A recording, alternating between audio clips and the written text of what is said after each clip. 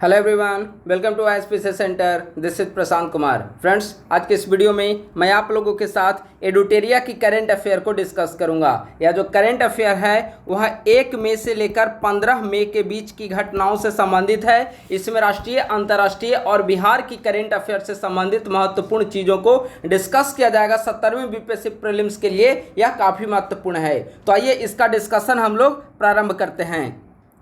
पहला पॉइंट है, हाल ही में DRDO के द्वारा उड़ीसा के तट पर स्थित डॉक्टर APJ अब्दुल कलाम द्वीप से अगली पीढ़ी के स्मार्ट प्रणाली का सफलतापूर्वक परीक्षण किया गया है। अब सवाल उठता है कि आखिर ये स्मार्ट का पूरा नाम क्या है। तो स्मार्ट का फुल फॉर्म देखिए यहाँ पर दिया गया है, supersonic missile assisted release of torpedo. ठीक है, यानी कि DRDO के द्वारा हाल ही में स्मार्ट प्रणाली का सफलतापूर्वक परीक्षण किया गया है। स्मार्ट पीढ़ी जो है, स्मार्ट जो नाम है वह एक सुपरसोनिक मिसाइल है जिसका पूरा नाम है supersonic missile assisted release of torpedo. ठीक है, तो इसका परीक्षण DRDO के द्वारा किया गया है।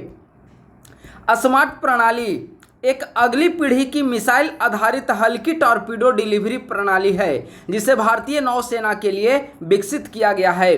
अगर DRDO के बारे में देखा जाए तो DRDO की स्थापना 1958 में हुई थी। वर्तमान समय में समीर V कामत DRDO के अध्यक्ष हैं। ठीक है, तो स्मार्ट क्या है? सुपरसोनिक मिसाइल है जिसका परीक्षण DRDO के द्वारा उड़ीसा के APJ अब्दुल कलाम द्वीप पर किया गया और DRDO की स्थापना 1958 में और वर्तमान समय में DRDO के अध्यक्ष समीर V कामत हैं। ठीक है, अगला है, हाल ही में OECD के द्वारा वित्तीय वर्ष 2024-25 के लिए भारतीय अर्थव्यवस्था के विकास दर को 6.6% अनुमानित किया गया है। यानी कि OECD के अनुसार वित्तीय वर्ष 2024-25 में भारतीय अर्थव्यवस्था का विकास दर 6.6% रहने का अनुमान है। ठीक है, भारत हाल ही में नाइजीरिया के साथ द्विपक्षीय व्यापार को बढ़ाने के उद्देश्य से स्थानीय मुद्रा निपटान प्रणाली समझौते में तेजी लाने पर सहमत हुआ है। ठीक है, तो भारत और नाइजीरिया के बीच द्विपक्षीय व्यापार को बढ़ावा देने के लिए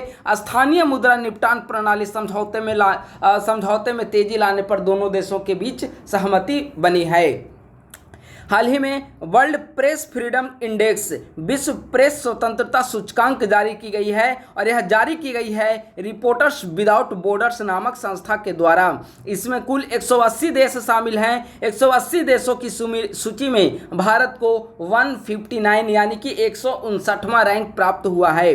अगर पिछले वर्ष का देखा जाए तो 2023 में भारत को 161वां स्थान प्राप्त था और इस वर्ष 2024 में भारत को 159वां स्थान प्राप्त हुआ है।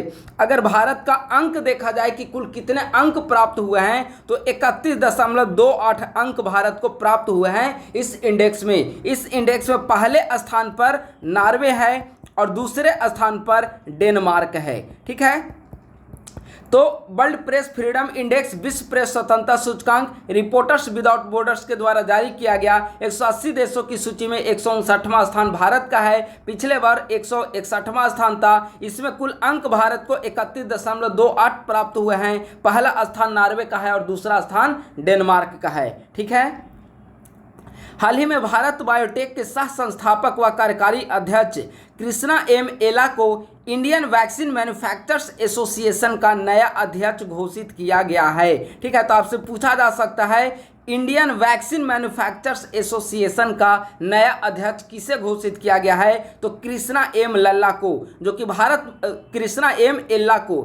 भारत बायोटेक के सह संस्थापक भी हैं और कार्यकारी अध्यक्ष भी हैं। ठीक है, श्री एला 2019 से 2024 तक अध्यक्ष रहे अदार सी पूनावाला का स्थान लेंगे। यानी कि वर्तमान समय में अध्यक्ष अदार सी पूनावाला हैं जो कि 2019 से 24 तक इस पद पर रहे हैं और इनको रिप्लेस करके कृष्णा M एला नए अध्यक्ष बनेंगे। ठीक है,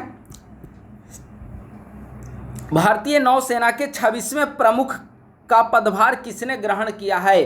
तो भारतीय नौसेना के 26वें प्रमुख बने हैं एडमिरल दिनेश कुमार त्रिपाठी। भारत सरकार ने 2015 से 2030 तक के लिए 1500 बांग्लादेशी अधिकारियों को प्रशिक्षित करने और उनके क्षमता निर्माण करने के समझौता ज्ञापन को नवीनीकृत करने के लिए बांग्लादेश के सरकार के साथ एक समझौते पर हस्ताक्षर किया है। यानी कि 2015 से 2030 तक के लिए 1500 बांग्लादेशी अधिकारियों को भारत में प्रशिक्षण दिया जा रहा है और इसके लिए समझौता ज्ञापन बांग्लादेश सरकार के साथ किया गया है।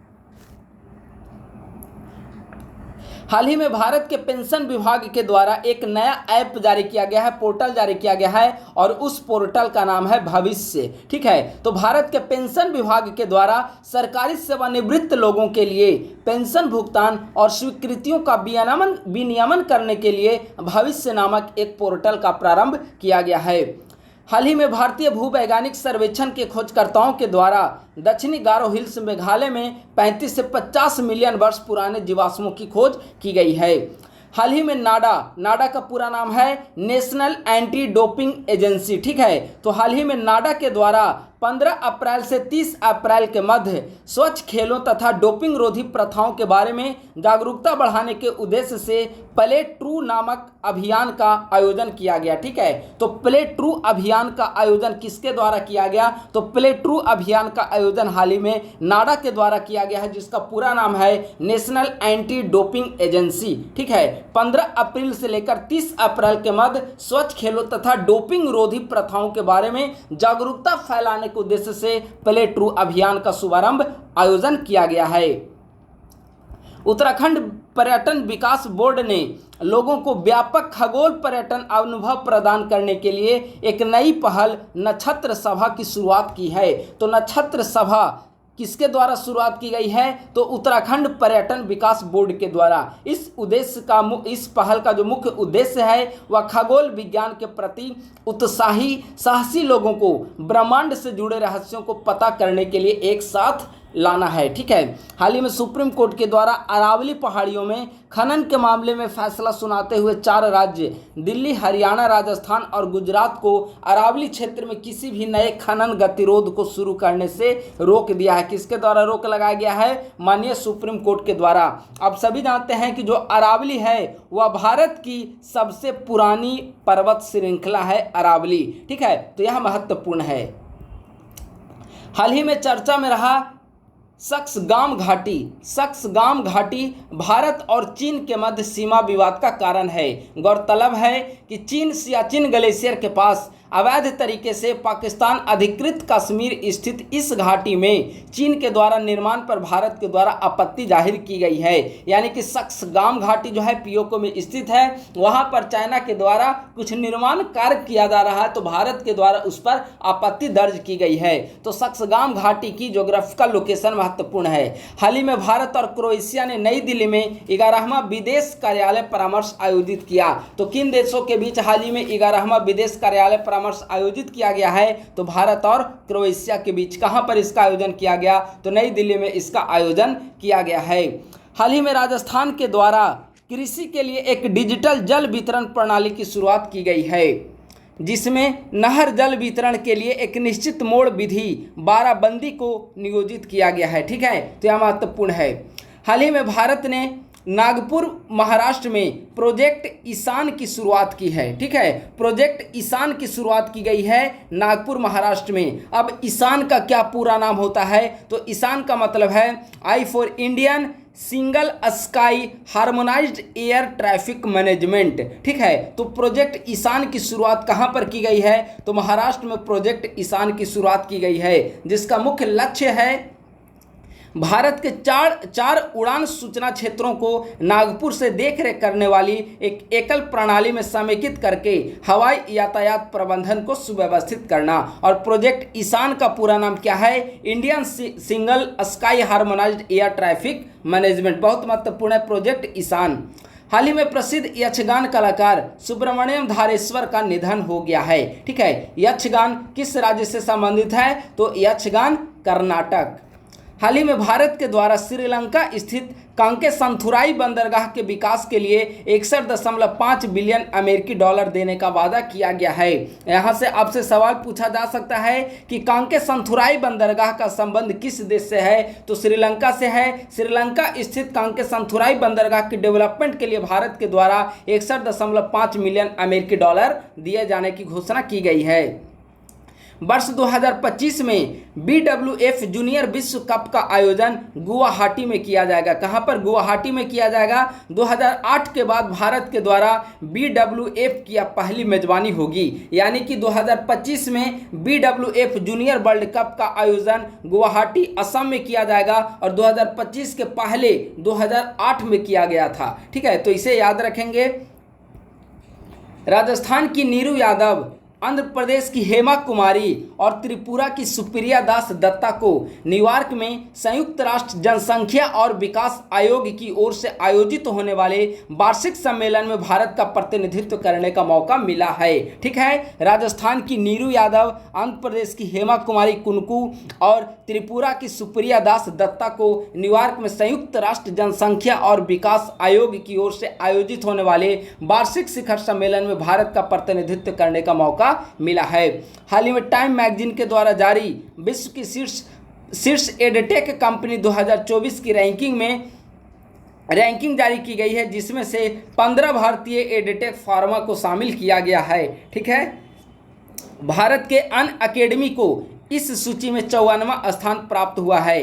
पहले स्थान पर दुबई स्थित एमिरेट्स कंपनी है। ठीक है, तो टाइम मैगजीन के द्वारा विश्व की शीर्ष एडटेक कंपनी की रैंकिंग जारी की गई है। 15 भारतीय एडटेक कंपनियां शामिल हैं। अनअकैडमी आप सभी परिचित होंगे इस नाम से। अनअकैडमी को 54वां स्थान इससे प्राप्त हुआ है। दुबई स्थित एमिरेट्स कंपनी जो है वह पहले स्थान पर है। हाल ही में केरल के मीनाक्षी मंदिर में हाल ही में राजसी चिथिराई महोत्सव का आयोजन किया गया है। तो सवाल पूछा जा सकता है कि राजसी चिथिराई महोत्सव का आयोजन हाल ही में कहां पर किया गया, तो आप बताएंगे कि केरल के मीनाक्षी मंदिर में किया गया है इसका आयोजन। इस महोत्सव में बैगई नदी में भगवान कल्ला आगार का भव्य अवतरण कराया जाता है। हाल ही में भारत का चंडीगढ़ यूनिवर्सिटी हार्वर्ड कार्यक्रम शुरू करने वाला भारत का पहला विश्वविद्यालय बना है। तो चंडीगढ़ यूनिवर्सिटी जो है वह हार्वर्ड कार्यक्रम को शुरू करने वाला भारत का पहला विश्वविद्यालय बना है। इस दृष्टिकोण से यह काफ़ी महत्वपूर्ण है। कैरेबियन देश हैती में जारी आपातकाल के मध्य भारत सरकार के द्वारा हैती में फंसे भारतीय नागरिकों को वापस वहां से निकालने के लिए ऑपरेशन इंद्रावती की शुरुआत की गई है। ठीक है, तो ऑपरेशन इंद्रावती का संबंध किससे है? ऑपरेशन इंद्रावती का संबंध है हैती से, जहां पर कि वहां जो आपातकाल की जो सिचुएशन पैदा हो गई है, तो वहां फंसे भारतीयों को बाहर निकालने के लिए भारत सरकार के द्वारा ऑपरेशन इंद्रावती का प्रारंभ किया गया है। 13 से 26 मई 2024 के मध्य भारत तथा फ्रांस के मध्य द्विवार्षिक संयुक्त सैन्य अभ्यास शक्ति का आयोजन मेघालय के उमरोई में किया जाएगा। ठीक है, तो शक्ति युद्धाभ्यास किन दो देशों के बीच है? तो शक्ति युद्धाभ्यास जो है वह भारत और फ्रांस के बीच है, जिसका आयोजन 2024 में मेघालय के उमरोई में किया गया है। हाल ही में इसरो के द्वारा 3D प्रिंटिंग के माध्यम से बनाए गए तरल रॉकेट इंजन का सफलतापूर्वक परीक्षण किया गया है। अगर इसरो की स्थापना देखा जाए तो 1969 में इसरो की स्थापना हुई थी और इसरो के अध्यक्ष एस सोमनाथ हैं। हाल ही में भारतीय वायुसेना तथा भारतीय सेना ने पंजाब में गगन स्ट्राइक 2 नामक संयुक्त सैन्य अभ्यास किया है। तो गगन स्ट्राइक 2 कहाँ पर किया गया है? पंजाब में किया गया है, इंडियन नेवी और थल सेना के बीच। 20-30 मई के मध्य भारत के कोच्चि केरल में आर्कटिक संधि परामर्शदात्री बैठक की 46वीं वार्ता आयोजित की गई है। इससे पहले भारत 2007 में भी इसकी बैठक को आयोजित कर चुका है। भारत इस संधि में यानी कि आर्कटिक संधि परामर्शदात्री बैठक की जो 46वीं वार्ता हुई है, इसका हाल ही में आयोजन केरल में किया गया है और भारत आर्कटिक संधि में 1983 ईस्वी में जुड़ा था। BRO का हाल ही में 65वां स्थापना दिवस मनाया गया है। BRO border road organisation, BRO, ठीक है, सीमा सड़क संगठन 7 मई 2024 को इसका 65वां स्थापना दिवस मनाया गया है। इसकी स्थापना अगर देखा जाए तो 7 मई 1960 ईस्वी को इसकी स्थापना हुई थी। ठीक है, 1960। वर्तमान समय में इसके अध्यक्ष रघु श्रीनिवासन हैं और इसका जो मुख्यालय है, हेड क्वार्टर जो है वह नई दिल्ली में है। हाल ही में भारत के केरल राज्य में वेस्ट नाइल बुखार के 5 मामलों की पुष्टि की गई है। WHO के अनुसार वेस्ट नाइल वायरस का पहला मामला 1937 में युगांडा के वेस्ट नाइल जिले में दर्ज किया गया था। पक्षियों को वेस्ट नील वायरस के होस्ट के रूप में जाना जाता है। ठीक है, तो वेस्ट नील जो वायरस है इसके होस्ट के रूप में पक्षियों को माना जाता है, यानी कि वहीं से इसका प्रसार माना जाता है। हाल ही में उत्तराखंड सरकार के द्वारा राज्य में फैले जंगल की आग को नियंत्रित करने के लिए पिरूल लाओ पैसा पाओ अभियान शुरू किया गया है। बहुत महत्वपूर्ण है। पिरूल लाओ पैसा पाओ अभियान की शुरुआत किस राज्य के द्वारा? उत्तराखंड राज्य के द्वारा किया गया है, जंगल की आग को नियंत्रित करने के लिए। उत्तराखंड में पिरूल का तात्पर्य होता है चीड़ के पेड़ की पत्तियों। ठीक है, इस अभियान में स्थानीय लोगों के द्वारा सूखे पिरूल को एकत्रित कर निर्धारित संग्रह केंद्रों तक पर पहुंचाने पर प्रति किलो 50 रुपये की प्रोत्साहन राशि प्रदान की जाएगी। ठीक है, पिरूल का उपयोग पालतू जानवर के लिए बिस्तर बनाने, गाय के गोबर के साथ खाद के रूप में मिलाने के साथ ही बिजली उत्पादन में भी पिरूल का प्रयोग किया जाता है। तो ओवरऑल तात्पर्य यह है कि पिरूल लाओ पैसा पाओ अभियान की शुरुआत कहाँ पर की गई? उत्तराखंड में इसकी शुरुआत की गई है जंगल की आग से निपटने के लिए। यूनाइटेड किंगडम स्थित वैश्विक थिंक टैंक एम्बर के द्वारा प्रकाशित 5वीं ग्लोबल इलेक्ट्रिसिटी रिव्यू रिपोर्ट के अनुसार भारत 2023 में जापान को पीछे छोड़कर तीसरा सबसे बड़ा सौर उत्पादक देश बन गया है। ठीक है, तो भारत यानी कि अभी सौर उत्पादक वर्ल्ड के टॉप अगर सौर उत्पादक देशों की सूची देखा जाए तो भारत उसमें 3rd नंबर पे है। पहले जापान था, तो जापान को रिप्लेस करके भारत 3rd नंबर पर आ चुका है। यह रिपोर्ट वैश्विक थिंक टैंक एम्बर के द्वारा जारी की गई है, 5वीं ग्लोबल इलेक्ट्रिसिटी रिव्यू रिपोर्ट। ठीक है, वैश्विक डेटा इंटेलिजेंस फर्मा न्यू वर्ल्ड वेल्थ के सहयोग से हेनले एंड पार्टनर्स के द्वारा संकलित वेल्थएस्ट सिटीज रिपोर्ट 2024 के अनुसार 2 भारतीय शहर मुंबई और दिल्ली को दुनिया के शीर्ष 50 शहरों में शामिल किया गया है। तो दुनिया के शीर्ष 50 शहरों में देखा जाए तो भारत के 2 शहर हैं, जिनमें मुंबई जो है 24वें स्थान पर है और दिल्ली 37वें स्थान पर है। हाल ही में भारत ने मोल्डोवा के साथ राजनयिक तथा आधिकारिक पासपोर्ट धारकों के लिए वीजा मुक्त यात्रा की अनुमति देने वाले समझौते पर हस्ताक्षर किया है। IIT मद्रास के द्वारा स्थापित माइंड ग्रोव टेक्नोलॉजीज के द्वारा भारत की पहली स्वदेशी micro controller chip secure IoT launch किया गया है, इंटेलिजेंस ऑफ थिंग्स। ठीक है, तो भारत की पहली स्वदेशी micro controller chip secure IoT किसके द्वारा लॉन्च किया गया है? तो माइंड ग्रोव टेक्नोलॉजी के द्वारा, जो कि IIT मद्रास के द्वारा स्थापित है। हाल ही में मणिपुर राज्य के द्वारा जातीय संघर्ष के कारण राहत शिविरों में छात्रों को शिक्षित करने के लिए स्कूल ऑन व्हील्स पहल की शुरुआत की गई है। तो काफ़ी महत्वपूर्ण है, स्कूल ऑन व्हील्स पहल की शुरुआत किस राज्य के द्वारा की गई है? तो मणिपुर के द्वारा की गई है। ठीक है, अंतर्राष्ट्रीय प्रवासन संगठन के द्वारा हाल ही में जारी रिपोर्ट के अनुसार 2022 में $100 बिलियन का प्रेषण प्राप्त करने वाला भारत दुनिया का पहला देश बन गया है। $100 बिलियन का प्रेषण प्राप्त करने वाला दुनिया का पहला देश कौन बना? भारत बना है। यह रिपोर्ट अंतर्राष्ट्रीय प्रवासन संगठन IOM के द्वारा जारी की गई है। हाल ही में लेह लद्दाख में भारत और भूटान के मध्य 5वीं संयुक्त सीमा शुल्क समूह की बैठक का आयोजन किया गया है। बांकी बकेट ऑपरेशन का संबंध उत्तराखंड से है। ठीक है, बांकी बकेट ऑपरेशन याद रखेंगे, बाम्बी नोट बांकी, बाम्बी बकेट ऑपरेशन का संबंध कहाँ से है? उत्तराखंड से। बाम्बी बकेट ऑपरेशन, गौरतलब है कि उत्तराखंड के पौड़ी गढ़वाल सेक्टर में जंगल की आग पर प्रतिक्रिया देते हुए इंडियन एयरफोर्स के द्वारा MI-17 V5 हेलीकॉप्टर के द्वारा इस विशेष अग्निशमन तकनीक का इस्तेमाल किया गया था। ठीक है, तो यह एक अग्निशमन तकनीक है जो अभी हमने बताया, बाम्बी बकेट। ठीक है, इस तकनीक में एक कंटेनर को हेलीकॉप्टर के नीचे लटकाना और उसे पानी के स्रोत से भरना और फिर उसे वापस आग वाले क्षेत्र में छोड़ना होता है। यूनाइटेड वर्ल्ड रेसलिंग UWW के द्वारा टोक्यो कांस्य पदक विजेता बजरंग पुनिया को 31 दिसंबर 2024 तक अस्थायी रूप से निलंबित कर दिया गया है। ठीक है, इससे पूर्व अप्रैल 2024 में पुनिया को नेशनल एंटी डोपिंग एजेंसी के द्वारा निलंबित किया गया था। हाल ही में भारत 10 लाख उबर ड्राइवरों की उपलब्धि हासिल करने वाला दुनिया का तीसरा देश बन चुका है। यानी कि यहाँ पे उबर ड्राइवर अब कितने हो चुके हैं, यहाँ पे अगर उबर ड्राइवर देखा जाए तो 10 लाख क्रॉस कर चुके हैं और ऐसा करने वाला दुनिया का तीसरा देश बना। पहले नंबर पे है USA, दूसरे नंबर पे है ब्राज़ील, तीसरे नंबर पे है इंडिया। हाल ही में जापान के राजदूत हिरोशी सुजुकी और नागालैंड के मुख्यमंत्री नेफ्यू रियो ने संयुक्त रूप से नागालैंड में कोहिमा शांति स्मारक और इको पार्क का उद्घाटन किया है। भारत के द्वारा हाल ही में चीन सीमा की निगरानी के लिए अमेरिकी प्रीडेटर MQ-9V ड्रोन तैनात किया गया है।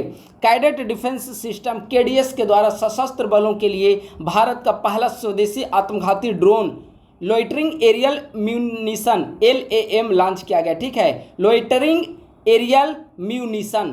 ठीक है, तो भारत का पहला स्वदेशी आत्मघाती ड्रोन है, किसके द्वारा लॉन्च किया गया है, कैडेट डिफेंस सिस्टम्स KDS के द्वारा लॉन्च किया गया है। हाल ही में भारतीय मूल के अंतरिक्ष यात्री सुनीता विलियम्स सहकर्मी बुच विल्मोर के साथ अंतर्राष्ट्रीय अंतरिक्ष स्टेशन के लिए अपने तीसरे अंतरिक्ष मिशन पर रवाना हुई है।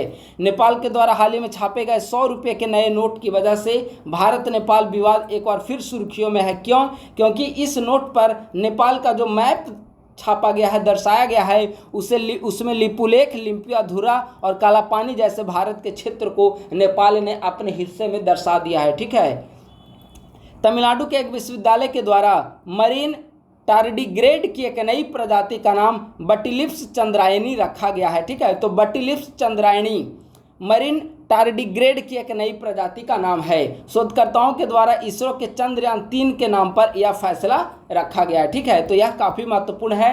तो नेशनल करंट अफेयर फिनिश हुआ।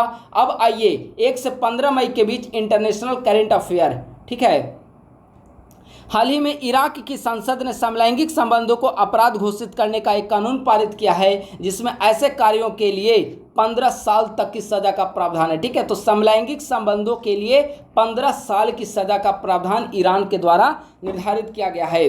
हाल ही में चीन के द्वारा पाकिस्तान के लिए 8 हैंगर श्रेणी के पनडुब्बियों में से पहली लॉन्च की गई है। ठीक है, पाकिस्तान के लिए चाइना के द्वारा हैंगर श्रेणी की पनडुब्बियों का निर्माण किया जा रहा है, जिनमें से पहले को लॉन्च किया गया है। हाल ही में चर्चा में रहा सिएरा माद्रे एक लैंडिंग जहाज है, जिसे चीन के द्वारा हटाने की मांग की गई है, जिसे फिलीपींस के द्वारा अस्वीकार कर दिया गया है।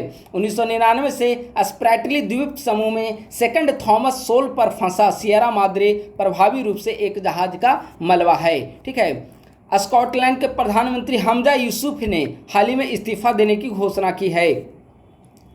उपभोक्ताओं और व्यवसायों को हैमिंग और साइबर हमलों से बचाने के उद्देश्य से यूके सरकार के द्वारा इंटरनेट से जुड़े स्मार्ट उपकरणों के संबंध में विश्व का पहला कानून लागू किया गया है। ठीक है, तो विश्व का पहला कानून इस संदर्भ में कहां पर लागू हुआ? यूके सरकार के द्वारा ऐसा किया गया है। हाल ही में UAE के शहर दुबई में दुनिया का सबसे बड़ा हवाई अड्डा अल मखतूम अंतर्राष्ट्रीय हवाई अड्डा विकसित किया जा रहा है। तो दुनिया का सबसे बड़ा हवाई अड्डा कहां पर? दुबई में। नाम क्या है? अल मखतूम अंतर्राष्ट्रीय हवाई अड्डा। वार्षिक 260 मिलियन यात्रियों की क्षमता के साथ 400 टर्मिनल गेट और 5 समानांतर रनवे होगा। हाल ही में विस्फोट के कारण चर्चा में रहा रुआंग ज्वालामुखी कहां पर स्थित है? तो विस्फोट के कारण चर्चा में रहा रुआंग ज्वालामुखी इंडोनेशिया में स्थित है, तो इसका आंसर हो जाएगा इंडोनेशिया। हाल ही में WHO के द्वारा 1914 में शुरुआत किया गया टीकाकरण पर विस्तारित कार्यक्रम EPI ने हाल ही में अपनी 50वीं वर्षगांठ मनाई है। ठीक है, वर्ष 1985 में भारत के द्वारा इसका नाम बदलकर UIP कर दिया गया है। इस कार्यक्रम के अंतर्गत 13 सार्वभौमिक रूप से अनुशासित बीमारियों और 17 संदर्भ विशिष्ट बीमारियों के लिए टीका प्रदान किया जाता है। हाल ही में अफ्रीकी देश जिम्बाब्वे के द्वारा अपनी अर्थव्यवस्था को स्थिर करने के उद्देश्य से जिग नामक नई मुद्रा की शुरुआत की गई है। तो जिग जिम्बाब्वे। ठीक है, फ्रांसीसी गैर सरकारी संगठन रिपोर्टर्स विदाउट बॉर्डर्स के द्वारा विश्व प्रेस स्वतंत्रता सूचकांक 2024 जारी की गई है। अभी हमने राष्ट्रीय वाले में डिस्कस किया।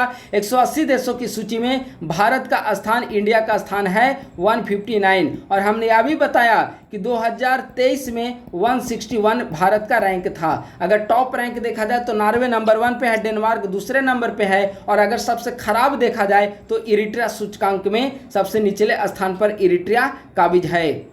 शोधकर्ताओं के द्वारा मैक्सिको में दुनिया का सबसे गहरा ज्ञात ब्लू होल तामजा की खोज की गई है। तो दुनिया का सबसे गहरा ज्ञात ब्लू होल जो है तामजा, उसकी खोज मैक्सिको में की गई है।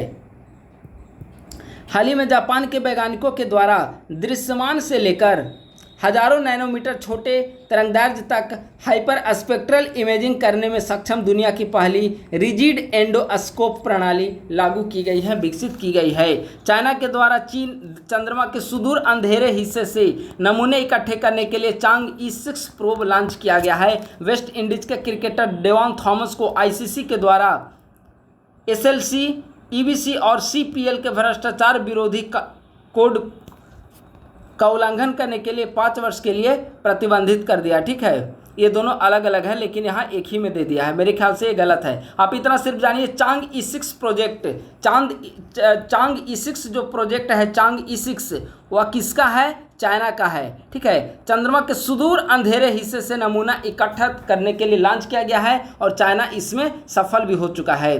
हाल ही में यूक्रेन के द्वारा सेना में सैनिकों की कमी की समस्या के कारण चुनिंदा कैदियों को सेना में शामिल होने की अनुमति देने वाला विधेयक पारित किया गया। यानी कि रशिया यूक्रेन वार के कारण यूक्रेन की सेना में सैनिकों की कमी हो रही है, इसीलिए अच्छे जो कैदी हैं जो युद्ध में सहायक साबित हो सकते हैं तो उसको सेना के रूप में भर्ती किया जा रहा है। 7 मई 2024 के EU ने महिलाओं के खिलाफ हिंसा से निपटने का अपना पहला कानून पारित किया है। इस नए कानून के अनुसार EU के सभी 27 सदस्यों को महिला जननांग विकृति, जबरन विवाह और ऑनलाइन उत्पीड़न को अपराध घोषित करना होगा। हाल ही में न्यूजीलैंड के अनुभवी खिलाड़ी कॉलिन मुनरो ने अपने 123 मैचों के करियर को समाप्त करते हुए संन्यास की घोषणा की है। चीन के शहर चेंगडू में आयोजित थॉमस कप तथा उबेर कप का खिताब चीनी बैडमिंटन टीम के द्वारा हासिल किया गया है। थॉमस कप का संबंध किससे है? तो पुरुष बैडमिंटन थॉमस कप, वहीं उबेर कप महिला बैडमिंटन से संबंधित है। बहुत महत्वपूर्ण है। इसका आयोजन चीन के शहर चेंगडू में किया गया है। 2012 के बाद यह पहली बार है कि चीनी बैडमिंटन टीम ने पुरुष और महिला दोनों खिताब एक साथ जीते हैं। थॉमस कप तथा उबेर कप का आयोजन बैडमिंटन वर्ल्ड फेडरेशन के द्वारा किया जाता है। हाल ही में जोस राउल मुलिनो के द्वारा पनामा के नए राष्ट्रपति बने हैं जोस राउल मुलिनो। ठीक है, इन्हें पनामा का नया राष्ट्रपति चुना गया है। दक्षिण अमेरिकी देश वेनेजुएला सभी 6 ग्लेशियर खोने वाला पहला देश बन गया। बहुत महत्वपूर्ण है। ठीक है, अपने सभी ग्लेशियर को खोने वाला पहला देश कौन बना है? वेनेजुएला। अंतिम हम्बोल्ट ग्लेशियर हाल ही में बर्फ क्षेत्र बन गया है। यह क्लाइमेट चेंज के खिलाफ क्लाइमेट चेंज का एक बहुत बड़ा अलार्म है, सूचक है। आर्टिफिशियल इंटेलिजेंस के लिए ISO 42001 2023 प्रमाणन प्राप्त करने वाली इन्फोसिस दुनिया की पहली कंपनी बन गई है। ठीक है, तो ISO प्रमाणन प्राप्त करने वाली दुनिया की पहली कंपनी इन्फोसिस बनी है।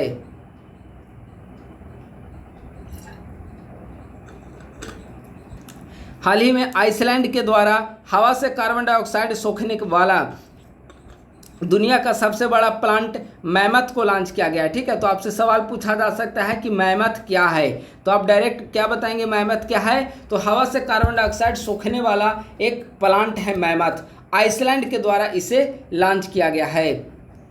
माता तीर्थ औंसी उत्सव 2024 कहाँ मनाया गया? तो माता तीर्थ औंसी उत्सव 2024 नेपाल में मनाया गया है। यह 1 दिवसीय त्यौहार माताओं तथा मातृत्व के सम्मान के लिए मनाया जाता है। संयुक्त राष्ट्र महासभा के द्वारा प्रत्येक वर्ष 25 मई को विश्व फुटबॉल दिवस के रूप में मनाने का प्रस्ताव पारित किया गया है। इस प्रस्ताव को UN में लीबिया के राजदूत ताहेर अल सोनी के द्वारा पेश किया गया था। गौरतलब है कि 25 मई 1924 को 1924 के पेरिस ग्रीष्मकालीन ओलंपिक फुटबॉल प्रतियोगिता ने पहली बार दुनिया के सभी क्षेत्रों से टीमों ने यहां पर हिस्सा लिया था। पेरिस ग्रीष्मकालीन ओलंपिक फुटबॉल प्रतियोगिता में यूएसए के कोलंबिया विश्वविद्यालय के द्वारा पुलित्ज़ेकर पुरस्कार की घोषणा की गई है। यह पुरस्कार जो है पत्रकारिता के क्षेत्र में दिया जाता है। 15 पत्रकारिता श्रेणी और 8 कला श्रेणियों में काम करने के लिए यह पुरस्कार दिया जाता है। तो इसमें से सारा तो महत्वपूर्ण है नहीं, लेकिन यहाँ पर लिख दिया है कुछ महत्वपूर्ण है। जैसे अंतर्राष्ट्रीय रिपोर्टिंग के लिए द न्यूयॉर्क टाइम्स को दिया गया है, ठीक है, और खुदी रिपोर्टिंग के लिए न्यूयॉर्क टाइम्स की हाना ड्रेयर को दिया गया है। इससे बाकी आप लोग देख लेंगे, हालांकि बीपीएससी प्रीलिम्स के लिए महत्वपूर्ण नहीं है। हाल ही में international organisation for migration IOM ने विश्व प्रवासन रिपोर्ट 2024 जारी की है। इसके अनुसार 2000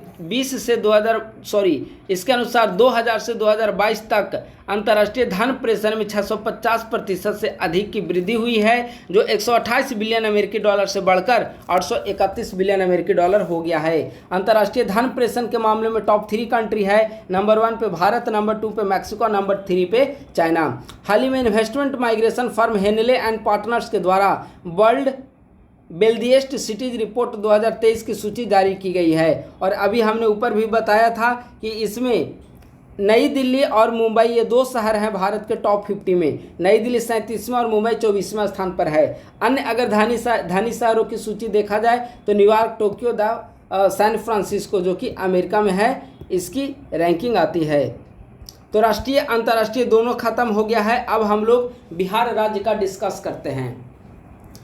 हाल ही में चर्चा में रहा खोखनाहा गांव बिहार के सुपौल जिले में स्थित है। यह क्यों चर्चा में है? तो खोखनाहा गांव के निवासियों के द्वारा कोसी नदी जनित पीड़ा का कम करने के सरकारी प्रयासों की कमी के कारण 2019 लोकसभा चुनाव, 2020 विधानसभा चुनाव, उसके बाद 2024 के लोकसभा चुनाव में वोटिंग का बहिष्कार किया गया है। तो सुपौल स्थित खोखनाहा गांव में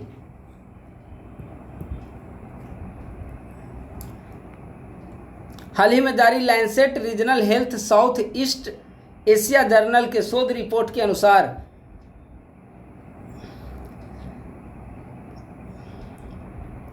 वर्ष 2016 में बिहार में शराब पर प्रतिबंध से दैनिक और साप्ताहिक खपत के 2.4 मिलियन मसालों तथा अंतरंग साथी के विरुद्ध हिंसा के 2.1 मिलियन मामलों में कमी आई है। ठीक है, अप्रैल 2016 में बिहार मद्य निषेध और उत्पाद शुल्क अधिनियम 2016 के द्वारा संपूर्ण राज्य में शराब के निर्माण, परिवहन, बिक्री और खपत पर पूर्ण रोक लगा दी गई है। हाल ही में बिहार के पटना विमेंस कॉलेज को नैक की ओर से चौथे चरण के मूल्यांकन के बाद A++ का ग्रेड दिया गया है। और इससे भी खुशी की बात यह है कि A++ ग्रेड पाने वाला बिहार का पहला कॉलेज बना है पटना विमेंस कॉलेज।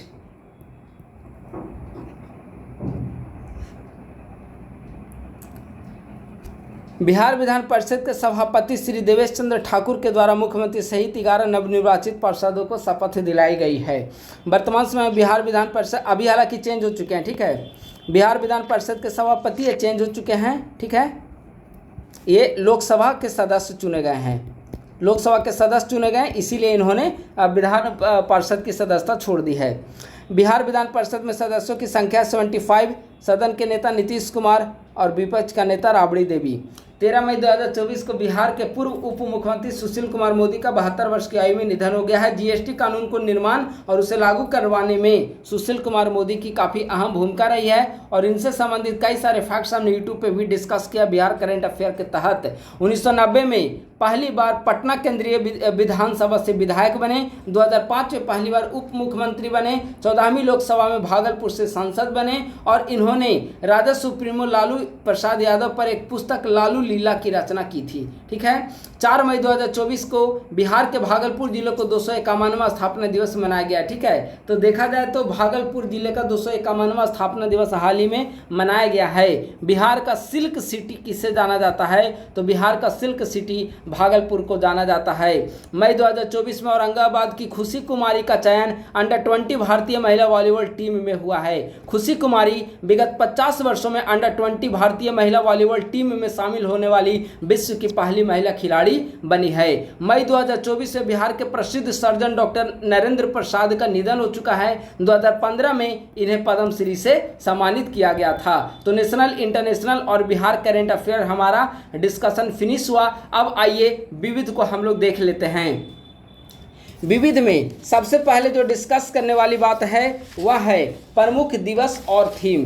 ठीक है, तो अगर प्रमुख दिवस और थीम देखा जाए तो सबसे पहला है अंतर्राष्ट्रीय नृत्य दिवस 29 अप्रैल, अंतर्राष्ट्रीय जैज दिवस 30 अप्रैल, आयुष्मान भारत दिवस 30 अप्रैल, अंतर्राष्ट्रीय मजदूर दिवस 1 मई। इसका थीम था, यह महत्वपूर्ण है इसीलिए थीम दिया गया है। अंतर्राष्ट्रीय मजदूर दिवस 1 मई का थीम था जलवायु परिवर्तन के बीच कार्यस्थल सुरक्षा और स्वास्थ्य सुनिश्चित करना।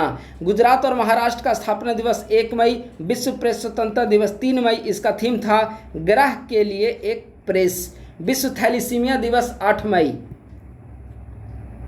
इसका थीम था empowering lives, embracing progress, equitable and accessible thalassaemia. विश्व रेड क्रॉस दिवस 8 मई। I gave with joy and the joy I gave is a reward. अंतर्राष्ट्रीय अर्गेनिया दिवस 10 मई। जलवायु परिवर्तन की चुनौतियों का सामना कर रहा ऑर्गन ब्रिज। राष्ट्रीय प्रौद्योगिकी दिवस 11 मई। स्कूलों से स्टार्टअप तक इसका मुख्य थीम था। विश्व प्रवासी पक्षी दिवस 11 मई। कीड़ों की रक्षा करें और पक्षियों की रक्षा करें। अंतर्राष्ट्रीय नर्स दिवस 12 मई। हमारी नर्सें हमारा भविष्य, देखभाल की आर्थिक शक्ति। ठीक है, तो अंतर्राष्ट्रीय नर्स दिवस 12 मई। अब आइए कुछ अवार्ड हम लोग देख लेते हैं। असम की वन्य जीव विज्ञानी पूर्णिमा देवी बर्मन को दूसरी बार ग्रीन ऑस्कर के नाम से प्रसिद्ध व्हिटली गोल्ड पुरस्कार से सम्मानित किया गया। व्हिटली गोल्ड पुरस्कार जो कि ऑस्कर, ग्रीन ऑस्कर के नाम से जाना जाता है, पूर्णिमा देवी बर्मन को यह अवार्ड दिया गया है। ठीक है, पूर्णिमा देवी बर्मन को लुप्तप्राय पक्षी ग्रेटर एजुडुटेंट स्टॉक, जिसे असमिया भाषा में हरगिला कहा जाता है, के संरक्षण और उसके आर्द्रभूमि आवास के संरक्षण प्रयास के लिए सम्मानित किया गया है। व्हिटली गोल्ड अवार्ड्स 2007 से यूनाइटेड किंगडम की परोपकारी संस्था व्हिटली फंड फॉर नेचर के द्वारा दिया जाता है। भारतीय शतरंज खिलाड़ी रमेश बाबू को आधिकारिक तौर पर अंतर्राष्ट्रीय शतरंज महासंघ फीडे द्वारा ग्रैंड मास्टर के खिताब से सम्मानित किया गया है। कोनेरू हम्पी और हरिका द्रोणावल्ली के बाद वी रमेश बाबू यह सम्मान पाने वाले तीसरी भारतीय महिला हैं। अर्जेंटीना की 60 वर्षीय एलेजांद्रो मॉरिसा रॉड्रिग्ज को मिस यूनिवर्स ब्यूनस आयर्स का खिताब दिया गया है। ठीक है, तो यह है अवार्ड। अब आइए खेलकूद। भारतीय क्रिकेट खिलाड़ी Rohit Sharma T20 world cup 24 के लिए भारतीय टीम के कप्तान चुने गए हैं और हाल ही में फाइनल मैच भी हो चुका है जिसमें Bharat, India T20 world cup जीत चुका है। ठीक है, तो थोड़ा सा पुराना, चूंकि 1 से 15 मई के बीच की घटनाओं से संबंधित है तो थोड़ा सा पुराना कुछ पॉइंट हो सकते हैं। इसका जो आयोजन किया गया है T20 क्रिकेट वर्ल्ड कप का, वह वेस्ट इंडीज और USA दोनों ने सह मेजबानी के रूप में इसका आयोजन किया है। मुंबई सिटी FC ने कोलकाता में खेले गए 2023-24 इंडियन सुपर लीग में मोहन बागान सुपर जॉइंट को हराकर जीत हासिल की है। भारतीय क्रिकेटर यजुवेंद्र चहल T20 इतिहास में 350 क्रिकेट लेने वाले पहले भारतीय क्रिकेटर बने हैं। बहुत महत्वपूर्ण है, यजुवेंद्र चहल के नाम पर रिकॉर्ड बना 350 विकेट लेने वाले पहले भारतीय, वो भी T20 मैच में। ठीक है, Spanish football club real Madrid ने कैनिज को हराकर ला लीगा 2023-24 सीजन का खिताब जीत लिया है। यह खिताब रियल मैड्रिड का 36वां ला लीगा खिताब है। ईगा अस्विटिक तथा एंड्रे रूबेल के द्वारा हाल ही में 2024 ATP Madrid open tennis tournament का महिला तथा पुरुष एकल खिताब जीत लिया गया है। तो यह महत्वपूर्ण है। हाल ही में विश्व के 12वें नंबर के खिलाड़ी काइरेन विल्सन ने पहली बार विश्व स्नूकर चैंपियनशिप का खिताब जीता है। ठीक है, तो काइरेन विल्सन पहली बार विश्व स्नूकर चैंपियनशिप का खिताब जीता है। उन्होंने 12वें नंबर के, विश्व के 12वें नंबर के खिलाड़ी हैं। कुछ प्रमुख नियुक्तियां हैं। 2009 बैच की वरिष्ठ IRS ऑफिसर प्रतिमा सिंह को DPITI उद्योग संवर्धन और आंतरिक व्यापार विभाग में निदेशक के रूप में नियुक्त किया गया है। तो उद्योग संवर्धन और आंतरिक व्यापार विभाग के नए महानिदेशक कौन बने? प्रतिमा सिंह। 2010 बैच के IAS अधिकारी सुबोध कुमार को आयुष मंत्रालय में डायरेक्टर यानी कि निदेशक का पद दिया गया है। हाल ही में भारतवंशी शिक्षाविद यादविंदर माल्ही को लंदन के प्राकृतिक इतिहास संग्रहालय बोर्ड में द्वारा नियुक्त किया गया है और हाल ही में जेरेमिया मानले को सोलोमन द्वीप का नया प्रधानमंत्री नियुक्त किया गया है। सोलोमन द्वीप का नया प्रधानमंत्री जेरेमिया मोनेलो को नियुक्त किया गया है। हाल ही में आर शंकर रमन को लार्सन एंड ट्रूबो का नया अध्यक्ष नियुक्त किया गया। कई सारे आपने प्रोजेक्ट देखे होंगे, वह L&T लार्सन एंड ट्रूबो कंपनी के द्वारा ही किया गया है। तो आर शंकर रमन उसके नए अध्यक्ष बने हैं। ठीक है। भारतीय नौसेना के चीफ ऑफ पर्सनल के पद पर संजय भल्ला को नियुक्त किया गया। संजय भल्ला भारतीय नौसेना के चीफ ऑफ पर्सनल के पद पर नियुक्त हुए। न्यायमूर्ति संजय कुमार मिश्रा को हाल ही में GST अपीलीय न्यायाधिकरण के पहले अध्यक्ष के रूप में नियुक्त किया गया है। याद रखेंगे आप लोग, GST अपीलीय न्यायाधिकरण के पहले अध्यक्ष बने हैं संजय कुमार मिश्र। हाल ही में भारतीय अभिनेत्री करीना कपूर को यूनिसेफ इंडिया के द्वारा फॉर एवरी चाइल्ड अभियान के लिए नेशनल ब्रांड एम्बेसडर नियुक्त किया गया है। करीना कपूर को 2014 में यूनिसेफ इंडिया का सेलिब्रिटी एडवोकेट नियुक्त किया गया है। यूनिसेफ संयुक्त राष्ट्र बाल कोष इसका फुल फॉर्म है, जिसकी स्थापना 1946 में हुई थी। इसका मुख्यालय न्यूयॉर्क में है। अमेरिकी कॉलेज पेशेवर बास्केटबॉल कोच स्कॉट फ्लेमिंग को हाल ही में सीनियर पुरुष बास्केटबॉल टीम का मुख्य कोच नियुक्त किया गया है। तो पुरुष बास्केटबॉल टीम के मुख्य कोच कौन बने हैं? Scott Fleming. जू फेहियांग को हाल ही में चीन के द्वारा भारत में अपना नया राजदूत बनाया गया है। मिखाइल मिशुस्तिन को हाल ही में रूस के प्रधानमंत्री के पद पर पुनः नियुक्त किया गया है। और चाड के नए राष्ट्रपति कौन बने हैं? इदरीश डेबी।